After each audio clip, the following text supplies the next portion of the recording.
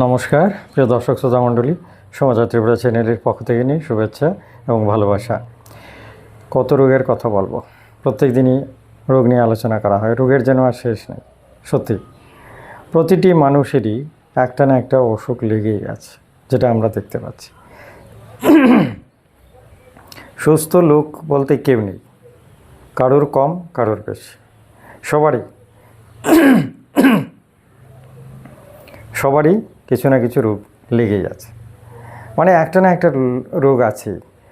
অনেকে সহ্য করেন মানে যতক্ষণ না কোনো সিরিয়াস কোনো সিমটম দেখা যাচ্ছে ততক্ষণ না একেবারে চোখ বুজে সহ্য করে নেন। ডাক্তারের কাছে যাবেন, দরকার নেই, চলছি। কিছু কিছু ক্ষেত্রে মানুষ মনের জোরে অনেক কিছু অ্যাভয়েড করতে পারেন, ওভারটেক করতে পারেন, কিন্তু কিছু কিছু ক্ষেত্রে এটা একটা মারাত্মক ক্ষতিরও সম্মুখীন হতে হবে। অর্থাৎ অল্প থাকতে কিছু কিছু রোগ আছে, যদি চিকিৎসা করে নেওয়া যায় তাহলে ভালো হয়ে যায়, মানে পরে আর সেটা বাড়ে না। আর কিছু কিছু আছে ওই অল্পেতে ধীরে ধীরে পরে বিশাল আকার ধারণ করতে পারে, বুঝতে পারছেন তো? আর তখন কিন্তু সমস্যা হয়ে যায়। সেটা নিয়ে আজকে আলোচনা করব। সেরকম একটা রোগ আছে যেটা প্রথম দিকে বোঝা যায় না, কিন্তু পরে সেটাই একটা বড় ব্যাপার হয়ে দাঁড়ায় এবং কিছুতেই সেটাকে আর ঠিক করা যায় না। অ্যালোপ্যাথি তো সারেন্ডার করে, পরে বলে যে না এটা হবে না, এভাবেই আপনার চলতে হবে, পরিষ্কার বলে দেয়। যদিও হোমিও কোনো রোগকেই সারেন্ডার করে না, অর্থাৎ সে কখনোই বলে না যে হবে না। একেবারে ক্যান্সার থেকে শুরু করে সব কিছুরই চিকিৎসা আছে। এবং কোনো কোনো ক্ষেত্রে যেগুলো খুব সিরিয়াস ডিজিজ, সেগুলো আমরা বলবো 50% সাকসেস আছে, 50% হয়তো নাও পারা যেতে পারে যদি বেশি সিরিয়াস হয়ে যায়। কিন্তু কমনলি একটা রেঞ্জের মধ্যে যদি থাকে তাহলে একেবারে যা কিছু আছে সার্জিক্যাল ট্রিটমেন্ট বলুন, সবগুলো সমাধান সম্ভব। আর কোনো কোনো ক্ষেত্রে সেটা এত সিরিয়াস, মানে এত সব সাংঘাতিক ব্যাপার ঘটিয়ে দেয় যেটা অ্যালোপ্যাথি ডাক্তাররা হতভম্ব হয়ে যান। হোমিও কিন্তু সেগুলো পারে। আর সেটার জন্যই হোমিওর জনপ্রিয়তা বাড়ছে। সত্যি এটা একটা আশ্চর্য আবিষ্কার হোমিওপ্যাথি, যেটা কি বলবো। হ্যাঁ, বাস্তব জীবনে অ্যালোপ্যাথির বিরাট ডিমান্ড আছে, দরকারও আছে। আমি তো বলেছিলাম সার্জিক্যাল কেস বলুন, এটা বলুন ওটা বলুন, প্রেশারের ট্যাবলেট বলুন, সুগার কন্ট্রোল বলুন, এগুলোতে অ্যালোপ্যাথি না থাকলে অনেক মানুষ মরেই যেত। হ্যাঁ, বা সার্জিক্যালও অনেক ব্যাপার আছে যেগুলো ঝটপট রোগীকে ভালো করতে পারে। এটা অনস্বীকার্য এবং এটার জন্যে অ্যালোপ্যাথি আমাদের জীবনে একটা মুখ্য ভূমিকা নিয়ে থাকে এবং করতে হবে। কিন্তু কিছু কিছু ক্ষেত্রে যখন অ্যালোপ্যাথি কোনো কারণে হয়তো পারছে না, সেক্ষেত্রে হোমিও দেখাতে পারেন, হোমিও ভালো ডাক্তারকে দেখাতে পারেন এবং সেক্ষেত্রে আপনি আশানুরূপ রেজাল্ট পেয়ে যাবেন, অর্থাৎ সমাধান আপনার হয়েই যাবে। অর্থাৎ কি না, একজন অভিজ্ঞ ডাক্তার আমাকে অনেক দিন আগে বলেছিলেন যে হোমিওপ্যাথি সেখানেই সফল যখন অ্যালোপ্যাথি যে জায়গাতে বিফল। অর্থাৎ অ্যালোপ্যাথি যখন সারেন্ডার করে যে এটা আর পারা যাচ্ছে না, তখন হোমিও কিন্তু সেটাকে খুব সহজে ঠিক করে নেয়। আর এর উল্টোটাও হচ্ছে যে হোমিও যেখানে কিছুই করতে পারে না, সেখানে অ্যালোপ্যাথি সুন্দরভাবে সেটা ঠিক করে দেয়। এই যে উল্টো ব্যাপারটা, এটা সব ক্ষেত্রেই দেখেছি, সত্যি আমি এটাকে মেনে নিয়েছি।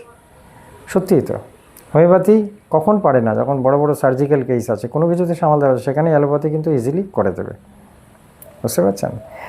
আর অ্যালোপ্যাথি যখন অনেক কিছু করে, যখন আর কিছুই করতে পারে না, তখন কিন্তু হোমিও 100% সেটাকে ঠিক করে দিতে পারে। এজন্যই বলছি, যারা অ্যালোপ্যাথির চিকিৎসা করে হতাশ হয়েছেন বা এখনও বিভিন্ন রোগ নিয়ে ভুগছেন বা ওষুধ খাচ্ছেন, কোনো কাজ হচ্ছে না, তারা চোখ বুঝে হোমিওপ্যাথিতে আসতে পারেন, টার্ন করতে পারেন এবং এখানে এলে আপনার এটা ঠিক হয়ে যাবে, বুঝতে পেরেছেন? আজকে ঠিক এমনি একটা ডিজিজ নিয়ে আমি আলোচনা করবো, যেটাকে আমরা বলি IBS, irritable bowel syndrome.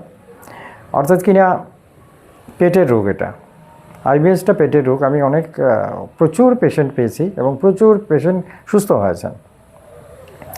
IBS যাদের হয়েছে, যারা জানেন, যারা ভুগছেন, তাদের আইবিএস সম্পর্কে নতুন করে কিছু বলার দরকার নেই। কিন্তু যারা জানেন না, তাদের জন্য বলছি যে আইবিএস হচ্ছে এমন একটা রোগ, পেটের রোগ।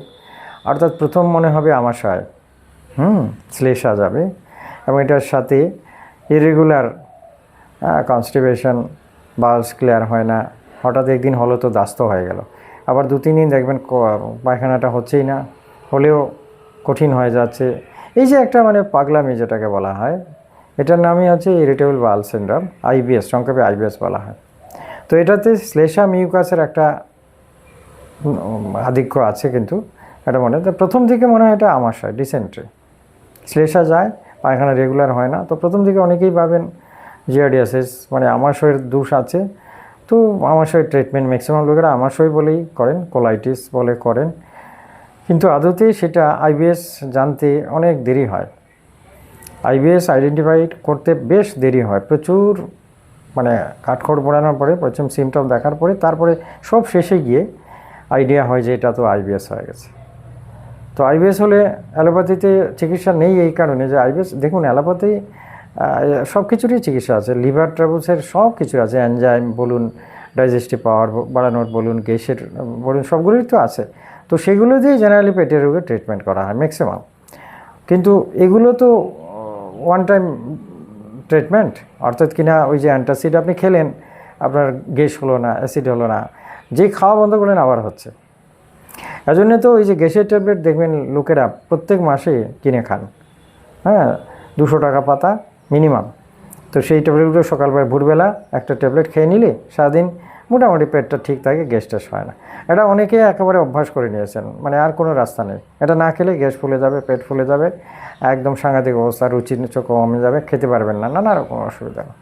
তো সেইগুলো কিন্তু সলভ হয়ে যায় এই গ্যাসের ট্যাবলেটটা খেলে। আর অ্যান্টাসিড যারা অ্যালুমিনিয়াম অক্সাইড যেগুলো খান, হ্যাঁ, সেগুলো কিন্তু খুব হার্মফুল, খুব ক্ষতিকার। কন্টিনিউয়াস যদি অ্যান্টাসিড খান তাহলে কিডনি ড্যামেজ হবেই হবে, মিস নেই, কিডনিটা ড্যামেজ হয়ে যাবে। আর কিডনি ড্যামেজ হয়ে যাবে মানে আপনার মৃত্যুর ঝুঁকি এসে যাবে, আপনি মারা যাবেন। অচিরে অনেক মারা গেছে আমার চোখের সামনে, আমি দেখেছি। তো কন্টিনিউ অ্যান্টাসিড খাবেন না, এটা আমাদের রিকোয়েস্ট, মাঝে মধ্যে খেতে পারেন। আচ্ছা, তো আইবিএস সম্পর্কে যেটুকু বললাম লক্ষণগুলো আশা করি বুঝে গেছেন। শ্লেষা মিউকাস আমাশয়ের মতো অবস্থা, শ্লেষা যায়, এবং আজকে পায়খানা হলো, 2-3 দিন আবার বন্ধ, আবার একদিন হলো দাস্তই হয়ে গেল, দাস্তের সাথে শ্লেষা গেল। তো বুঝেই যাচ্ছেন আপনি কি করবেন। তো আপনি হয়তো কিছু একটা দাস্ত বন্ধ আর ওষুধ খেলেন, তখন তো আরও বিপদ। এমনিতেই পায়খানা হচ্ছে না, অনেক দিন পর হলো, তারপরে আবার দাস্ত বন্ধের জন্য যদি ওষুধ খান তাহলে তো পুরোপুরি বন্ধ হয়ে গেল, তখন আরও পড়লেন বিপদে। যদি এটা হয় তাহলে পেটে পেইন হবে, এটা হবে, এটা হবে। এটার থেকে ধীরে ধীরে গলব্লাডার স্টোন হওয়াও বিচিত্র নয়, মানে একটার থেকে আরও 5টা বিভাগ, শাখা প্রশাখা খুলে যাবে। তাহলে আজকে যে জিনিসটা আপনাদের বলার জন্য ভিডিওটা করলাম সেটা হচ্ছে, অ্যালোপ্যাথিতে অনেকে আইবিএসের ট্রিটমেন্ট করেন কিন্তু সাকসেসফুল হন না, এবং অ্যালোপ্যাথি ডাক্তাররাও নিরাশ হয়ে যান, হতাশ করে দেন রোগীকে। রোগীও বুঝতে পারে যে না, আমার আর ভালো হওয়ার আশা নেই, এভাবেই চলতে হবে। তো যাদের এটা হয়েছে তারা হোমিওপ্যাথিতে মুভ করতে পারেন, আমার সাথে কন্ট্যাক্ট করুন। ডিসক্রিপশনে আমার নাম্বার দেওয়া আছে, সেখানে অবশ্যই কথা বলতে হবে। আইবিএসের ওষুধ সম্পর্কে যদি বলতে হয় তাহলে আমি বলবো যে এটা এভাবে বলা যাবে না, কেন কি অনেকগুলো সিমটম নিয়ে আইবিএস তৈরি হয়, সেগুলোর আলাদা আলাদা সিমটম রয়েছে, প্রত্যেকটার ওষুধই দিতে হবে, বুঝতে পেরেছেন? হ্যাঁ, কমনলি একটা ওষুধ সবাই জানেন, সেটা বলা যেতে পারে আর্জেন্টাম নাইট্রিকাম বলা যেতে পারে, একটা ওষুধ আছে, কিন্তু এটাও আমি বলবো যে এটা দিয়েই সব কিছু সলভ হবে না। একটা ওষুধ শুধু আমরা জানি, কিন্তু এটার সাথে আরও অনেকগুলো ওষুধ লাগবে, সবগুলো যদি একেবারে সুন্দরভাবে ট্রিটমেন্ট করা যায় তো উইদিন 3 মান্থস, 3 মাস লাগে, 3 মান্থসের মধ্যে আইবিএসটা আপনার পুরোপুরি চলে যাবে। তো এই জন্য বলি, যারা আইবিএসের ট্রিটমেন্ট করে হতাশ হয়েছেন, অ্যালোপ্যাথি চিকিৎসা প্রচুর করেছেন এবং খুব ভালো রেজাল্ট আসে না, তারা কিন্তু অবশ্যই হোমিওপ্যাথিতে চিকিৎসা শুরু করতে পারেন। আমার এখানে যারা এসেছেন ওই দিন 3 মাসের আগেই ঠিক হয়েছেন, অনেকে তো 1 মাসে হয়েছে, অনেকের 2 মাস লেগেছে, অনেকে তো মানে ম্যাক্সিমাম 3 মাস বলা যেতে পারে। কন্টিনিউয়াস 3 মাস ট্রিটমেন্ট করলে আইবিএসটা দখলে আসবে এবং সেই বাজে লক্ষণগুলো চলে যাবে। তো পেটের রোগ, আইবিএস হলে ভীষণ সমস্যা হয়, মানুষ রোগা হয়ে যায়, ওজন কমে যায়, খিদে কমে যায়, ডাইজেস্টিভ পাওয়ারও কমে যায়। মানে আমি অনেক অল্প বয়সী যুবকদেরও পেয়েছে আইবিএস হয়েছে, তারা তো শুকিয়ে গেছে একদম, এবং তাদের অবস্থা কান্নাকাটি করছে, স্যার আমাকে বাঁচান, আমি তো আর বাঁচার কোনো রাস্তা দেখছি না, আমি কাঁচকলা খাই, পেঁপে খাই, এটা খাই, ওটা খাই, কিন্তু তারপরেও আর ভালো হচ্ছে না, স্যার আমি কি করব, আমাকে একটা রাস্তা দেখান। তো এরকম সমস্যা অনেকেরই হয়েছে। তো আমি তারপরে বলছি হতাশ হবেন না, ডেসক্রিপশনে নাম্বার দেওয়া আছে, সেখানে মেসেজ করুন। এটা হোয়াটসঅ্যাপ নাম্বার, এখানে মেসেজ করুন এবং আইবিএস সম্পর্কে আপনার ডিটেলসটা লিখুন।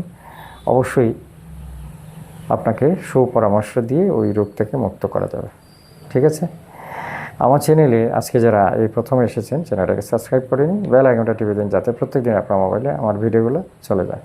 এই ভিডিওটা ভালো লাগলে একটা লাইক দেবেন, এটা আমার রিকোয়েস্ট। আত্মীয় বন্ধুদের ভিডিওটা শেয়ার করেন, যাতে তারাও উপকৃত হয়।